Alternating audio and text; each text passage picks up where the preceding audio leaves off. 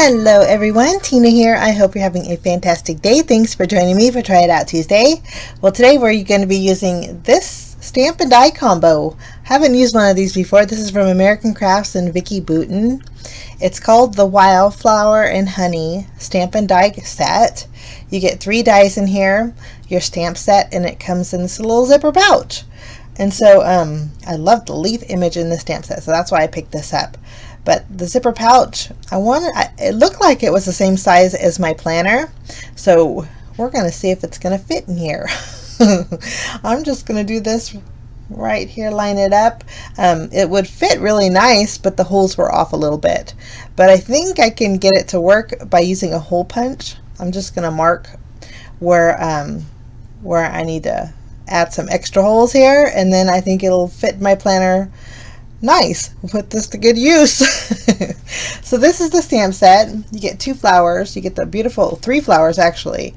The solid flower doesn't have a die that goes with it, but you get 3 dies. Cut out the bumblebee and the 2 larger flowers. You get a leaf image, and then you get some honeycomb, and then a few sentiments that you can build. And so but this is the leaf image, and I don't know, something about it I really liked. And so we're going to create a background with that. So using a piece of white cardstock, we're going to do some stamping with this. Now this, I did notice that this is not photopolymer rubber. It's just regular rubber, clear rubber stamps. But they stamped beautifully here. I was a little nervous about it. The price point on this stamp and die set was really great. You know, I like my stamp and die combos. And so this one was a really good price point. I'll link it down below. But it stamps beautifully, especially for not being photopolymer. Well, you can see here, I just love the lines in this leaf image, and I thought it'd create a really pretty background. So we're going to stamp this leaf image all over our background panel, just twisting and turning, filling in our background. I sped it up really fast, but I did leave it in. But I just turn it, kind of like puzzle piecing, just kind of fitting the leaf image in there. It's so easy to do, but isn't that such a pretty leaf image? It's like the perfect size, and I love the lines in it. So that's my background. We're going to do some heat embossing. I already treated my paper with my anti-static powder tool, and now we're going to go over it with some clear embossing powder. I got a lot of questions about how I store my embossing powders. Now I have they're actually jewelry drawers. I got them on Amazon, and I'll list them down below. But they are so nice to hold embossing powders. I like that they're nice and tidy, and I can just slide them back in the little drawer unit. And I keep my most used ones, my gold, silver, clear, and white, in my little drawers. I have 2 actually next to each other. Okay, so there's my background. That's ready to go. We're going to do a little bit more stamping. I had to clean my work surface here. I'm going to use the large flower here. I thought it was so pretty. We're going to stamp that with VersaFine ONYX black ink also, and heat emboss with this too. So we're going to treat our cardstock so no static will build up. Ink up our floral image, and then we're going to stamp that. Now I'm going to color these images in with my Copic markers. I did list the colors for you, but I did speed it up quite a bit. And then you'll notice too during my coloring that I ended up stamping another leaf, and then heat embossing that during my coloring. I did that because I wanted some extra color for my background. Before we get to coloring, we are stamping the sentiment that says enjoy today. I'm stamping it on some black cardstock with my Versamark ink. I thought we would stamp this and then heat emboss it with white embossing powder. For my background, I wanted to keep it, I love the way the black and white looked, but I wanted to add a little color, so I did some shadings with some cool grays. So keeping with that theme, kind of like the black and white themed, I thought the sentiment would go really good here. We'll just go ahead and heat set all of our embossing, and then I'm going to play a little music for you while I color, and then when I'm done coloring, guys, I will catch you back.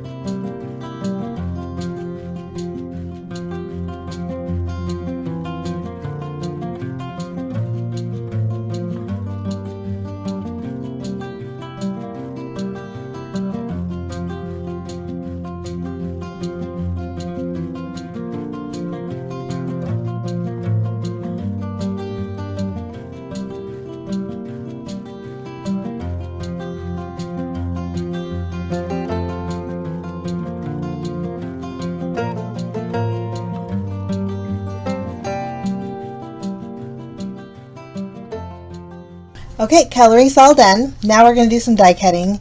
I'm taking a double stitched rectangle die, and I'm going to cut out my background panel. This is going to give me a panel that's 4 inches by 5 1/4. I'll take the large floral die here and die cut out my large flower, and then I did fussy cut out my leaves. I actually separated them when I fussy cut it out. Okay, we're going to pop up our background panel with some fun foam. I get the fun foam from Walmart that's adhesive backed. You get a big huge pack for pretty inexpensive.